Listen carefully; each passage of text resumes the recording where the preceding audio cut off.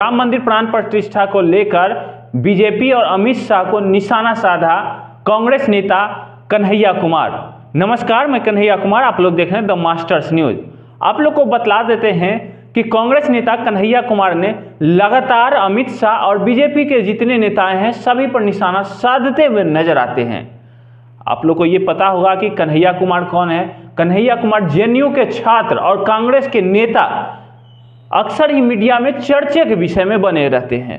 उनके बोलने की तरीका से ही एक गजब टाइप का स्टाइल बन के आ जाता है। वो बोलने की तरीका उनका गजब रहता है। किसी भी पार्टी के तौर पर बोले तो वो एक अलग ही कट्टर टाइप का बोलते हैं। या तो बीजेपी को बोले, या तो आरजेडी को बोले, या फिर किसी को भी बोले, उनके बोलने की तरीका से ही पूरे वीडियो वायरल हो जाता है। अब कन्हैया कुमार का बात करते हैं तो वो कांग्रेस के नेता हैं। वो अभी तक चुनाव लड़े नहीं हैं, लेकिन उन्होंने कहा कि अमित शाह जी क्या चाहते हैं, क्या मैं भी चुनाव लड़ूं? अगर जरूरत पड़ गया तो फील्ड में उतरकर जीत कर दिखा दूंगा। अमित शाह सभी को राम मंदिर के प्राण प्रतिष्ठा को लेकर न्योता बांट रहे हैं। क्या वो उनके बेटे का शादी है या फिर बीजेपी के किसी बेटे का शादी है जो न्योता बांट रहे हैं? वो भगवान का मंदिर है, उसमें सभी लोग जा सकते हैं, सभी लोग पूजा कर सकते हैं, सभी लोग अर्चना कर सकते हैं। तो फिर अमित शाह और मोदी न्योता क्यों बांट रहे हैं? चुने चुने कुछ लोगों को ही न्योता क्यों दे रहे हैं? क्यों बुलाया जा रहा है? श्रद्धालुओं को ही क्यों छांटा जा रहा है? श्रद्धालुओं को आने से मना कर दिया गया क्यों? क्या बीजेपी वाले की बेटे का शादी है, या फिर अमित शाह के बेटे का शादी है, या फिर नरेंद्र मोदी के किसी और रिलेशन का शादी है, जो ये बीजेपी वाले को ही न्योता दिया जा रहा है? आप लोग को ये भी पता होगा कि भगवान को पूजा जाता है, भक्त पूजता है। तो क्या जितने श्रद्धालु भारत में रह रहे हैं वो भगवान को पूजने वाले नहीं हैं? जो नेताएं हैं, जो चीफ गेस्ट वहां बन के जाएंगे, सिर्फ वही भगवान को पूजने वाले में से हैं। कांग्रेस के नेता कन्हैया कुमार का बयान आया, आइए सुनते हैं कि कन्हैया कुमार ने क्या कहा।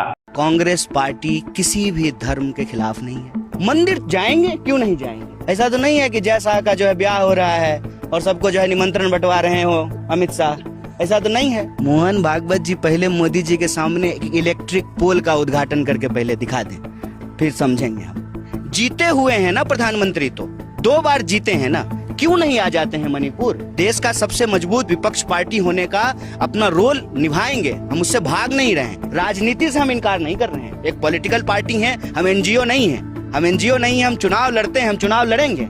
आपको इस पर एक ही बात कहना चाहता हूँ, कांग्रेस पार्टी किसी भी धर्म के खिलाफ नहीं है, किसी भी धार्मिक आयोजन के खिलाफ नहीं है, किसी भी धार्मिक भक्ति भाव भावना के खिलाफ नहीं है।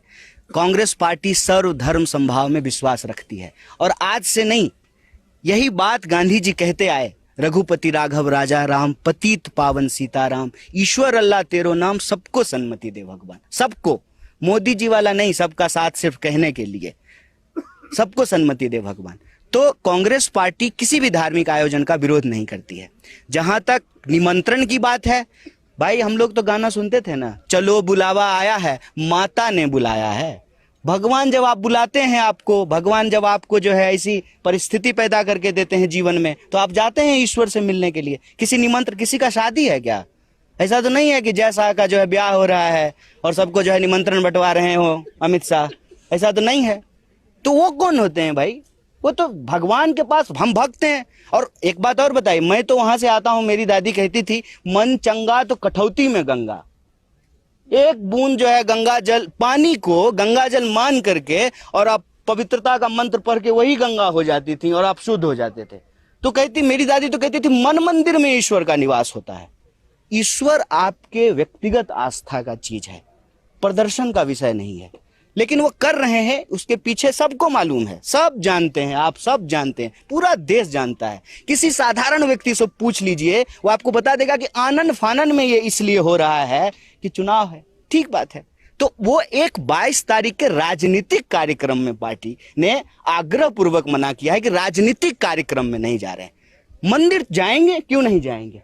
जा रहे हैं। इस यात्रा के दौरान ही आप देखिएगा कि हम हजारों सैकड़ों मंदिरों में जाएंगे, गुरुद्वारों में जाएंगे, मस्जिदों में जाएंगे, चर्चों में जाएंगे। क्यों नहीं जाएंगे? कांग्रेस पार्टी जो है कोई एथीस्ट पार्टी नहीं है कि जो है मंदिर का विरोध करेगी या किसी भी धार्मिक अनुष्ठान का विरोध करेगी। कांग्रेस पार्टी जो है सब धर्म की पार्टी है। तो सिर्फ 22 तारीख के निमंत्रण पे सारा बहस केंद्रित मत कीजिए, वो एक राजनीतिक कार्यक्रम। एक बात जान लीजिए, मोहन भागवत जी पहले मोदी जी के सामने एक इलेक्ट्रिक पोल का उद्घाटन करके पहले दिखा दें, फिर समझेंगे हम। जिस आदमी का मतलब अपनी पार्टी में जो लोग संघर्ष कर रहे हो, एक कह रहे हैं बिजली का खंभा का उद्घाटन करके हमको दिखा दें मोहन भागवत।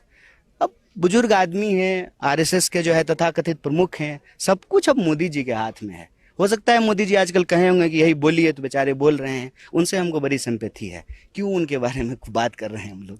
जब भी कोई पॉलिटिकल पार्टी कोई पॉलिटिकल एक्टिविटी करती है ना, तो सिर्फ यही सवाल पूछा जाता है कि कितना सीट जीतेंगे, कितना वोट आएगा।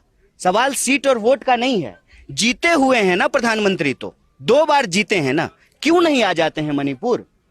सब कुछ है ना उनके पास, क्या नहीं है? 8,500 करोड़ का विमान है, 15 करोड़ की कार है, 10 लाख का सूट है, सब कुछ है ना उनके पास। एसपीजी कमांडो है।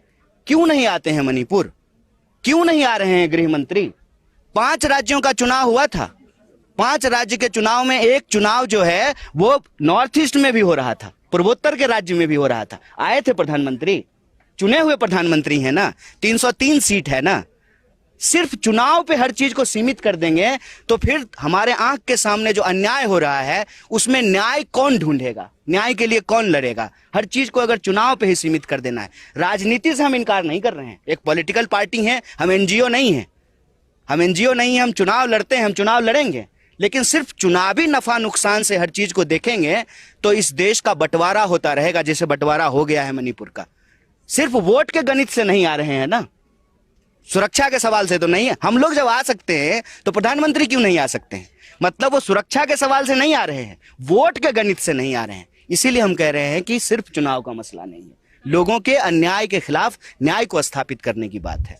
गांधी जी की जो है शहादत 48 में हो गई, चुनाव इस देश में 52 में हुआ था ना सर। तो गांधी जी तो चुनाव नहीं लड़े थे, तो हम ये कह सकते हैं कि गांधी जो है इस देश में न्याय के लिए नहीं लड़े। इस देश में हजारों साल से लोगों को मंदिर प्रवेश नहीं करने दिया जाता था। गांधी जी चुनाव लड़के लोगों को मंदिर प्रवेश नहीं कराए थे। छुआछूत के खिलाफ, वर्ण व्यवस्था के खिलाफ, इस देश के जो आम लोग हैं उनके हक और अधिकार के लिए गांधी जी लड़ रहे थे, सिर्फ चुनाव के लिए नहीं लड़ रहे थे। मैं कह रहा हूं कि चुनाव हम लड़ेंगे और पूरी मजबूती से लड़ेंगे। देश का सबसे मजबूत विपक्ष पार्टी होने का अपना रोल निभाएंगे, हम उससे भाग नहीं रहे हैं।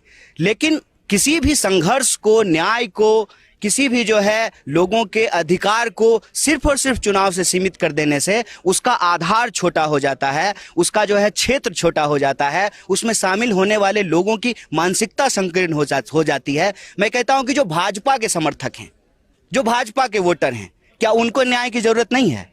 हम इस देश के 140 करोड़ लोगों के लिए के न्याय के लिए लड़ रहे हैं। महंगाई से कौन प्रताड़ित नहीं है? महंगाई का जो अन्याय है उससे कौन प्रताड़ित नहीं है? तो हम सबके लिए लड़ रहे हैं।